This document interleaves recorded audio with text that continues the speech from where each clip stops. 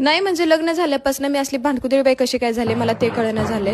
लग्नाआधी मी गरीब गाय होते, गरीब गाय. माझ्या तोंडातनं कधी उलटा शब्द निघाला नाही. आणि आता आता गल्लीत जरी गेले तरी बायका बाजूला सरकते, त्या म्हणते त्या जाऊ दे बाई, ह्या बाईच्या कोण नादी लागाव, बघील तेव्हा भांडत राहते. माझ्या थोबाडातनं रॉकेट निघते.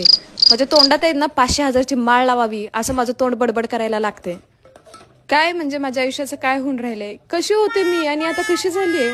माझा चेहरा किती सुंदर होता, तेजस्वी होते मी कंटिन्यू हसत राहायचे, मी आनंदी असायचे. आणि आता बघेल तेव्हा माझ्या थोबाडावर नुसते 12 वाजलेले असते, ताट्यापिट्या पडलेले असतात, माझं नाक नुसतं फुगत राहते. कधी माझ्या नाकाच्या पाकळ्या वेगळ्या होते ते देव जाणे.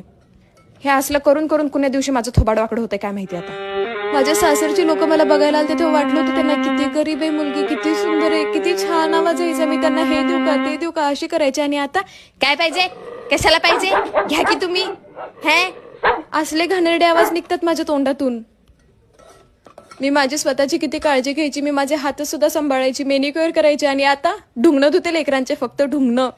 माझा ड्रेस सुद्धा मी किती जपायची, याच्यावर कधी डाग लागू दिला नाही. आणि आता लेकरा हाकतेत मुततेत तरी बी मला फरक पडत नाही. मधल्या रूम मध्ये राहिलं तर त्याच्यावर मांजर बी हाकून जातंय. लोक म्हणतात लग्न झाल्यावर बाईला रूप चढतं, बाईची तब्येत चढती, पण कुठलं काय डोंबलं. आमचं तर फक्त टेन्शन चढलंय, आमचं बीपी चढलंय, आमचं थायरॉइड चढलंय, आमचं डिप्रेशन चढलंय, बाकी काहीही नाहीये. आणि ह्या सगळ्या गोष्टीला फक्त ते नवरा कारणीभूत नाही म्हणजे